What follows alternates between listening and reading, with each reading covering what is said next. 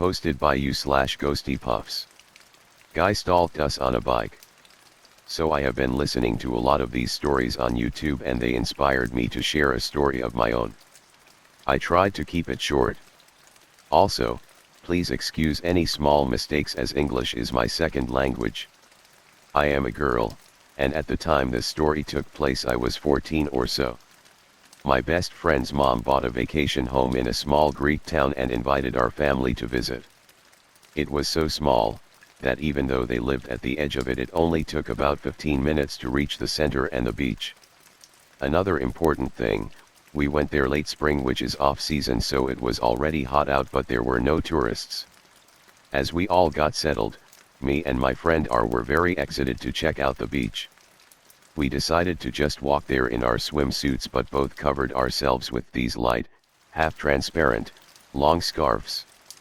I now realize that was a mistake. We walked down this steep hill right to the town center. The streets were mostly empty and we could tell we were the only tourists there.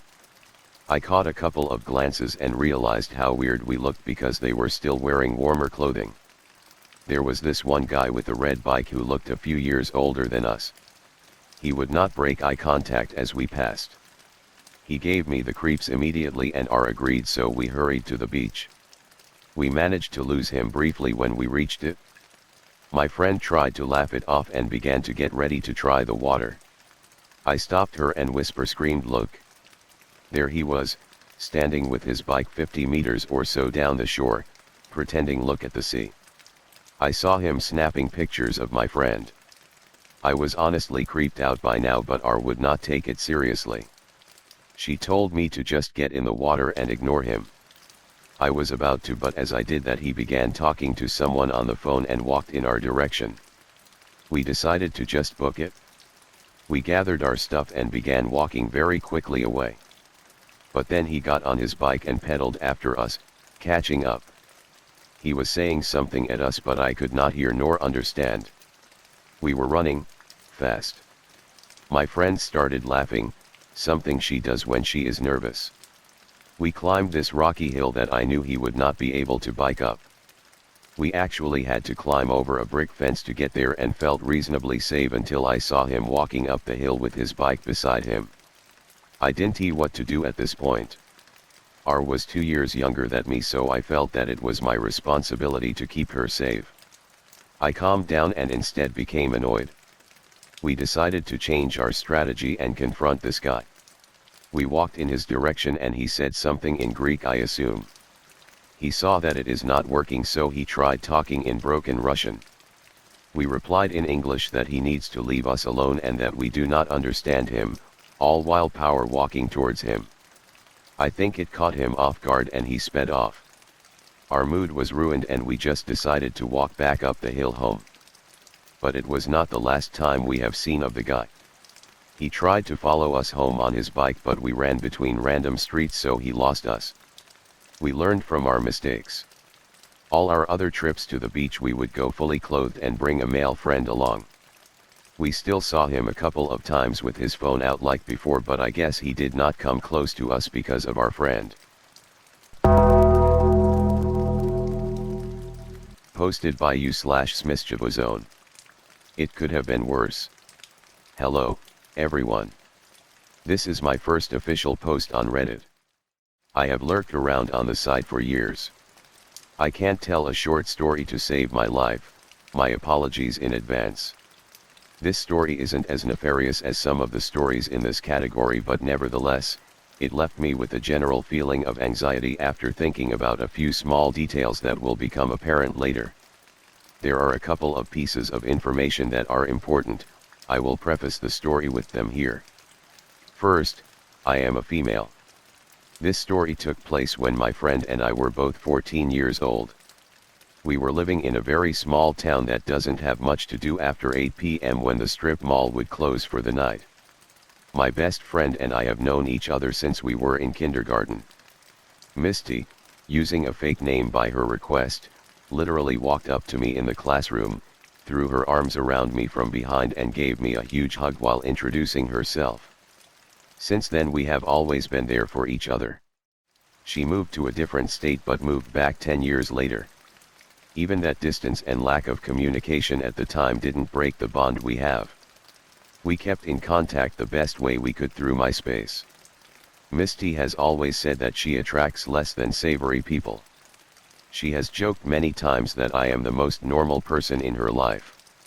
She has always dated the bad boy types and has suffered from many people taking advantage of how kind she is. She is the extrovert of the two of us. One night around 10 p.m., Misty called and asked if I would like to walk the loop with her. The loop is what we named a route that is about 10 miles in total and features 3 of the main streets through town.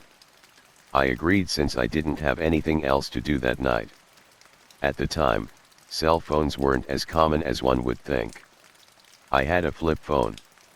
Touch screens were still considered uncommon. It should also be noted that I had a long-distance boyfriend I was texting and talking to quite often at that time. I talked with him as I walked the short way to Misty's house. I didn't notice my battery was low. Everything started out normal enough that night. Misty and I talked about what we had done that day, who we thought was cute at that time, etc. I was texting my long-distance boyfriend as we walked a couple of miles. My cell phone battery died. We had walked this route at least 100 times before with no issues whatsoever. Being such a small town, a lot of businesses and residences were packed close together. So I didn't think anything of my phone being dead and slipped it into my jacket pocket.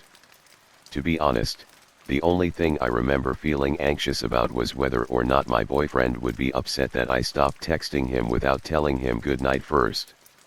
Stupid, teen puppy love thinking there. This night, there were very few cars out. Walking past the only Wendy's in town, I made a joke. I thought it was a joke. I didn't think anything creepy would come of it. Sitting in the parking lot in the space closest to the driveway was the epitome of a stereotypical child molester van. It was solid white with large portions of the exterior paint peeled off. The windows were tinted and I didn't see any sign of anyone sitting inside. As soon as we were in front of the van I whispered, "Of course, the creepy child molester is sitting here and is going to take us away." Misty laughs as we walk past. Right after I say this, the driver's side door opens and a man steps out.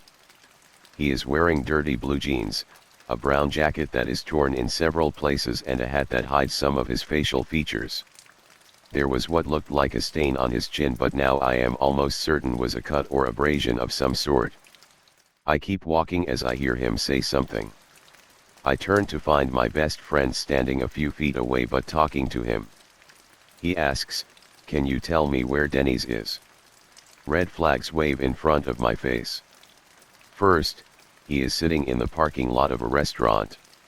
If he is looking for Denny's to eat at, why doesn't he just go through the drive-thru here and order a burger instead?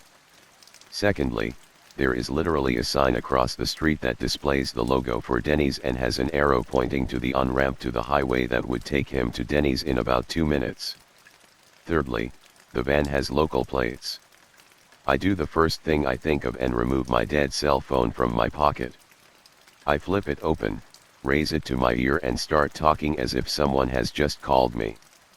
I remember literally saying, "I am totally pretending to talk on the phone right now so hopefully, we won't get murdered." The man is saying something else but obviously sees me talking to someone and backs up. He gets in the van but didn't start it or make any further moves to go to Denny's. Misty and I continue walking and make it to side street where our friend lives. I take hurried steps onto her property. We wait on the porch and Misty mentions, he asked if we could get in the van with him and show him exactly where Denny's was. I am thankful that the man didn't attempt to follow us on foot or in his van after we declined to show him the exact way. Things could have been so much worse than they were but still. There were so many strange details that I recollect from that night. First, why was the man dressed as if he had just survived a fight in the woods? Secondly, if he was local, why did he not know where Denny's was? It was on one of the main streets and very hard to miss if you were driving to any place worthwhile or one of the 2 major sections of town. I can't say for sure what he was up to, but what I can say is his intentions weren't good.